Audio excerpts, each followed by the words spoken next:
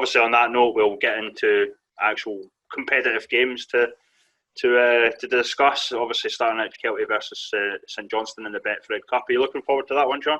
Yeah, definitely. Looking forward to seeing Kelty playing a game against SPL opposition, I suppose. Could go one of either ways. Obviously, it could be an absolute drubbing, or we might see Kelty put on a bit of performance, which would be fantastic to see. But more than anything, I suppose I'm just looking forward to competitive football.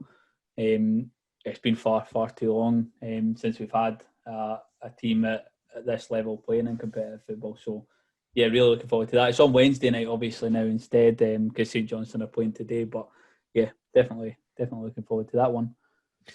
Just before we get into it, Sean, is it getting live streamed, and what's the arrangements, just so folk know? So yeah, we will be live streaming this one. It's through Kelty Hearts TV, so you can find the links to that on all their social media or through their website as well. And yeah, we'll be going live shortly before kickoff and covering the game right through and catching up with the gaffer and a couple of the players after the game as well. So yeah, we're really interesting sort of venture for the whole club. Obviously, yours truly getting to do the commentary for the game, so cacking it a little bit because there might be a few listeners into it. But yeah, looking forward. Buy that stream now. I'm paying for that stream to see that. John. I'm looking forward to seeing you comedy. And then obviously what was on Saturday. I'm making no plans for Wednesday night. I'm going to be watching, listening to you commentate. That's recording it for a blooper reel. Yeah, so we'll stay on Kelty since obviously we're moving into the Lowland League now. They're obviously hosting Edinburgh University at New Central Park on Saturday, the first of the sort of Lowland League fixtures. Yeah, for me, back to the predictions, but I'm guessing that's a Kelty Hearts win.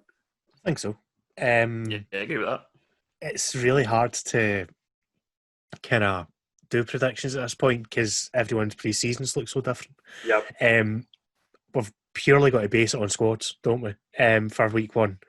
And I think Kelty's get a better squad on paper. Probably helps them the fact that they're playing St Johnstone midweek as well to get another game in the legs before they get running. A competitive game rather than a friendly. And I can't see any other result than Kelty win now. Yeah, agreed. For myself, I think not many teams have obviously taken points off of Kelty in the last couple of seasons, but Edinburgh Uni are a team that came to New Central Park, albeit a couple of seasons ago, and went away with a point. Kelty have obviously got those games either side as well against St Johnstone and Dundee United, which are going to be tough games for the boys to play in. So I think Edinburgh have picked the right time to come to New Central Park, I think, but you can't really see anybody going away with 3 points apart from Kelty, I think. So we'll stick to another uni team. University of Stirling are hosting East Kilbride. University of Stirling actually beat East Kilbride the last sort of competitive game they played. Obviously a kind of famous victory, if you will, at K Park last season. So I'm quite for University of Stirling. I got on with Chris Geddes and the guys there, but I think it's going to be tough with a sort of new look East Kilbride, the quality they brought in. I don't know how many surprises there'll be, but that would be one that I would suggest there might be a surprise if there's going to be. I would say, because we've seen how sort of good University of Stirling can play against the sort of top teams, and there's always seems to be uni teams, much to the chagrin of opposition fans, always picking up results against the so-called bigger teams. But I think looking at the squads, obviously the strength, you would expect probably East Kilbride to win that one. Yeah, this one I'm really looking forward to seeing.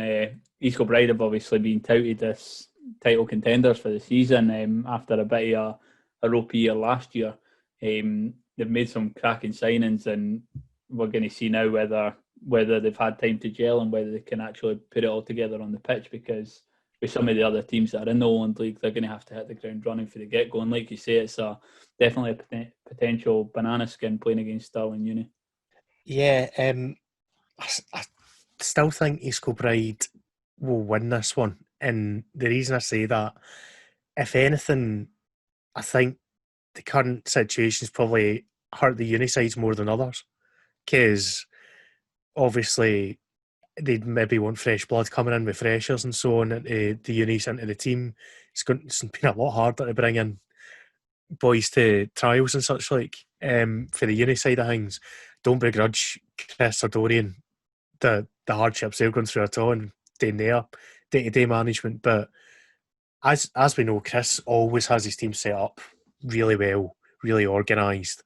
They play good football as well, so it was not out with the realms of possibility to see them get something here, but I just think with the circumstances the way they are, East Kilbride have got everything in their favour.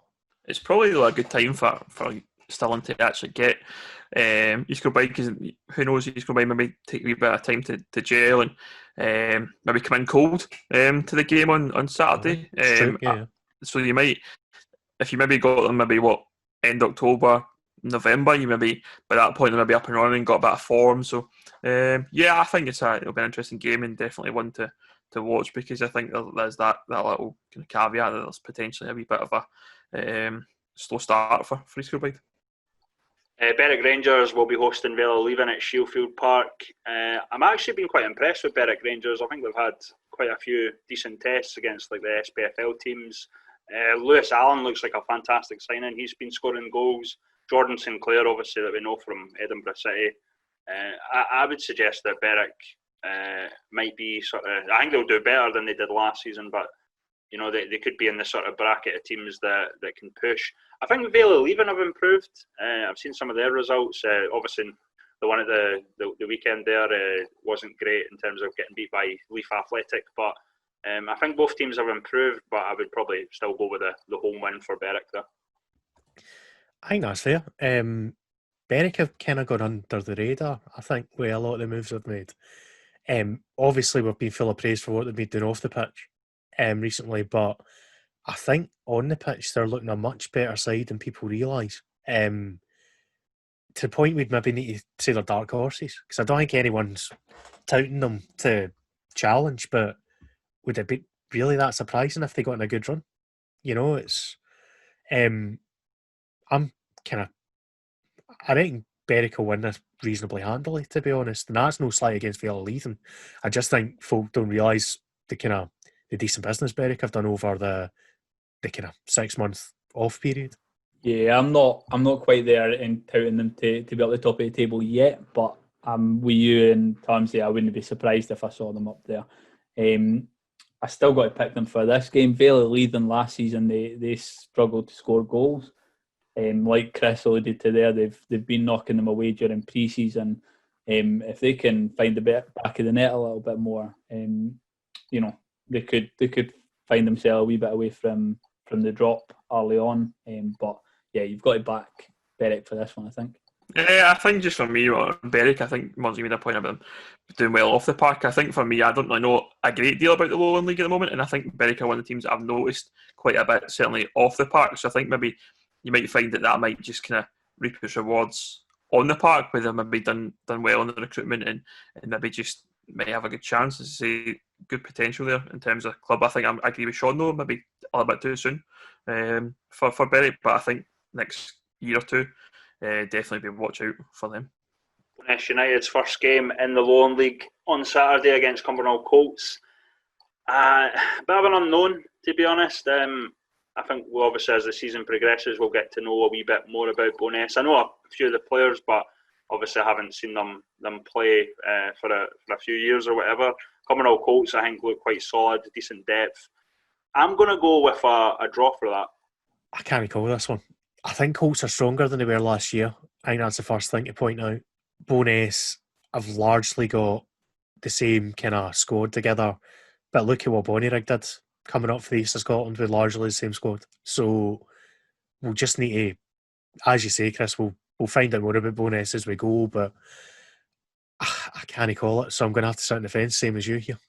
Yeah, absolutely. It'll be interesting to see what Boness can do here, because we've been talking about finding levels a lot before quarantine kicked in and before COVID. It was all about teams finding their level. That was always a hot topic, and we saw Kelty and Bonnyrigg make the step up and immediately find their place at the top of the league. It'll be interesting to see where Boness slot into things. I'm with both of you. You can't call this one. You can't call any Cumbernauld Colts game. They're such a an unpredictable side. They win the ones they're not supposed to, and they lose the ones they're meant to win. So, yeah, I'm going to play it safe and go for a draw in this one as well, I think.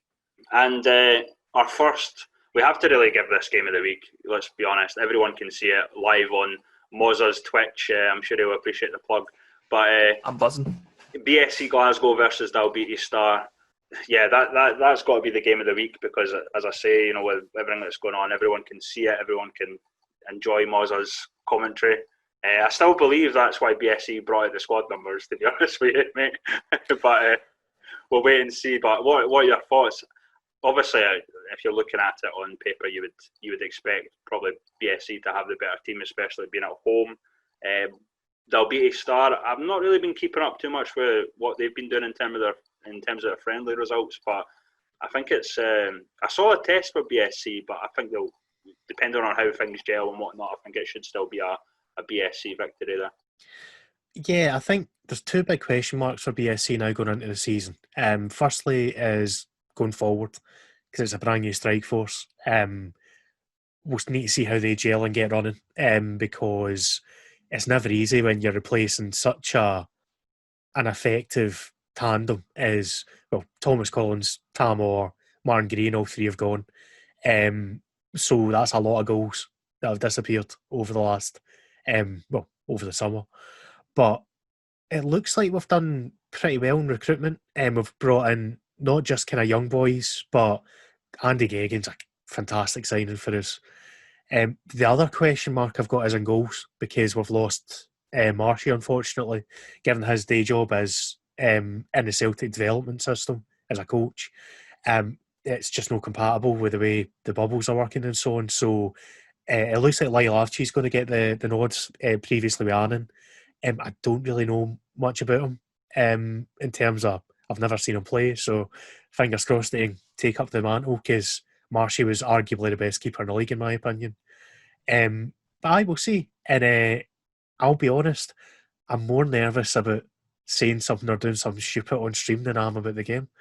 So the problem is with live streaming, there's no escape, and Sean will know this as well. It just, one flub can get recorded and come back to haunt you forever, so that's part of the fun of games of it. But if anyone fancies coming along, I'll be doing my best to interact as well. It's not just going to be a kind of live game of football. Myself and Martin Fleming, who's our match reporter, are going to present it, and we're going to kind of chat away and take questions and such like. So hopefully it'll be something a bit different and good to watch and get a bit of banter going as well. I was going to say was, you were spot on, big game on camera there. If you've watched the Stenny highlights, I think it finishes with me calling a red card. Wasn't even a yellow card. No card. Just a free kick. And he squeezes it in at the end of the highlights. Excellent.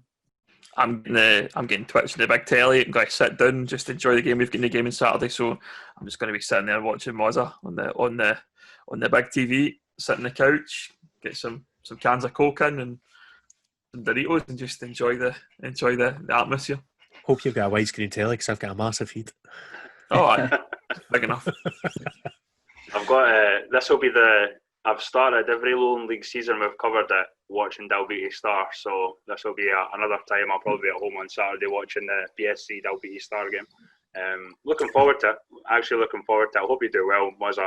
I don't know if I'll be jumping in the chat, because usually if I'm watching football, it's a full screen job, but I might give you a wee bit of pelters and a wee bit of this and that, depending on how the game goes, obviously.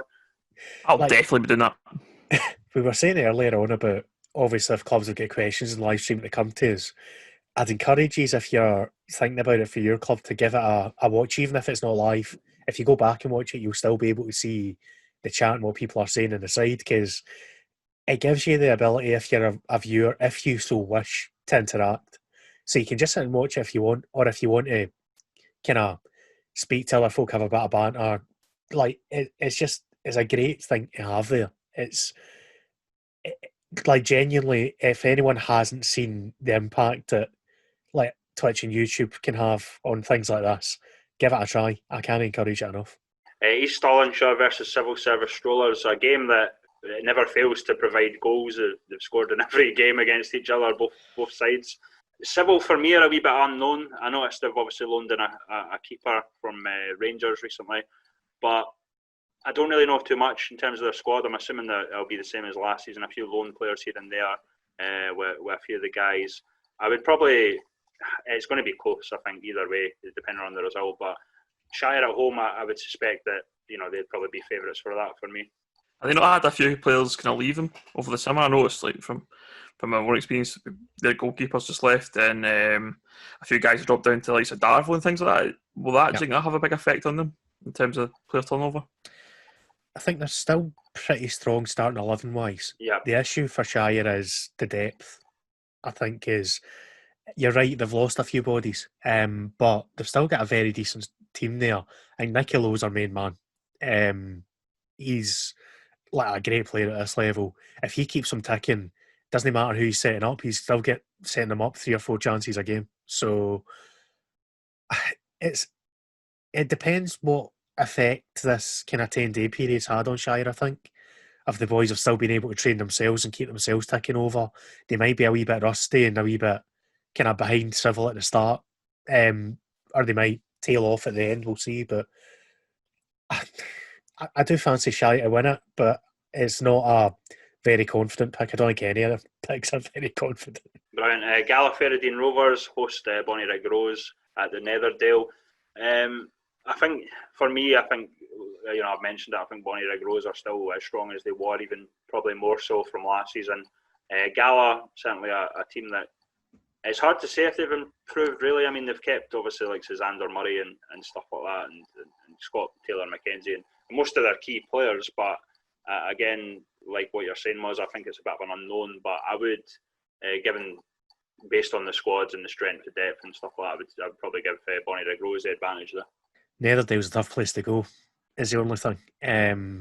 They do tend to do well at home, but I think you've got to give the advantage to Rose just purely on what they've been able to do the last year or two, and pretty similar squads still there, team chemistry will still be there. Yeah, I'd pick Rose myself. Yeah, I echo exactly what you both said. I think Rose, it's a difficult place to go, but you'd expect Rose to go in and get all 3 points in that one, I reckon. And our final fixture, Gretna 2008 versus Spartans at Raydale Park. It's going to be a tough one for Gretna. Spartans have won every league game in the last day. I think the record goes back to like 2015 or something like that. Spartans are quite a strong team. I think they have obviously lost like to Jack Smith and David Greenhill and players like that, but I think Spartans are still quite strong for the league. Gretna, I think, have improved. Brought in a lot of the younger guys, a couple of guys on loan from like Greenock Morton. I would still, obviously, going by history and whatnot, I would suspect that Spartans are probably the favourites, but I'm not going to make a prediction because every time I do, I get it wrong with Spartans. The Spartans curse from the last season, I guess. I would just say I think Spartans have got to be favourites in this one until we see something different for both sides. But looking down the full fixtures list, if I had to pick out a game that there could be a potential upset, I think this is probably the one that I would earmark. Going down to Raydale Park and with the changes that both sides have seen during pre-season, yeah, potentially if there's going to be an upset anywhere, I think it could be here. I kind of agree with Sean there.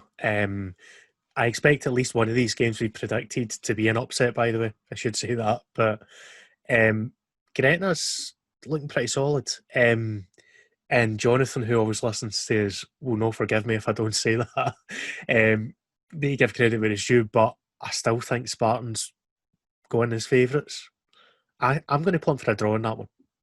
Interesting. I think, for me, the problem I have with Gretna, I think they have a better team, don't get me wrong, but I think they're still lacking a wee bit of experience. A lot of the younger guys coming in, obviously, from Greenock Morton and the guys coming up from the youth teams, I think they need a couple more experienced players. I don't know how that's going to work out, if there's still time to obviously get a few guys in, but that would be my one concern for Gretna. Obviously, the Caledonian Braves are on the bye week because of 17 clubs. Just a wee shout out to the Cali Braves. I think they're doing a fantastic job with the live streaming. I've got a couple, been fantastic, and obviously Neil McLaughlin's hat trick the other day. I don't know if you guys noticed that. Absolutely fantastic. One of the goals was an absolute peach from like 40 yards. Belter, absolute belter. Can I ask you two, just out of interest, what do you think about Cali Braves going in this year? Because I think they're going to surprise people. I'm pretty impressed with the way they're going about things. When we discussed the sort of surprise packages, I think both of us, me and you, Muzzer, called out Cali Braves as a potential. Certainly with Ross McNeil and Jack Smith, and we know how good Neil McLaughlin is and David Sinclair. I think they've got a solid team actually. I think they could potentially surprise a few. They've had a few decent results, obviously, against East Fife. The same score as BSC. I noticed the East Fife fans are saying it's BSC all over again and whatnot. But I really like the look of Caledonian Braves this season, to be honest with you. No, absolutely. I think last season they obviously finished mid-table, and I think they were a far better side than mid-table. So obviously it's a very strong league, but the improvements that they've made on the team that they had last season, I think, I think you could be right. It could be I suppose we're calling it a surprise package, but we can't really call it a surprise package when we're all calling it a surprise package. But yeah, certainly mid-table last season, and they were better than where they finished, and I think they've only got better this season. So yeah, 100%. I think their issue last year was centre back, wasn't it? Yeah. Like they were just leaking too many goals. Ultimately, it looks like they've sorted it. So you're not going to get many better strike forces in the league than what they've got right there. Midfield are very strong as well. So I quite fancy them to do well. There's very few games that I'm going to pick against them, put it that way. We're not picking against them this week. One thing I will say about them is it goes back to what we used to say about the old Edisport. They have to be consistent. They can't. Yeah. If they want to be one of the top teams, they have to. Well, firstly, they have to actually get results against the bigger teams. I know they obviously beat East Kilbride last season, but they need to start picking up against the Kelties, the Borryriggs, the Stirlingshires, all these sort of teams, BSC. If they can do that, then they'll be in a good place. But they also have to be consistent against, the lower sides, if you will. That's the main thing that Cali Braves need. They need consistency, because we praised them for picking up really decent results last season, but always seemed like when we thought they had a bit of momentum, it would just fall flat again. So that's the thing with the Caledonian Braves.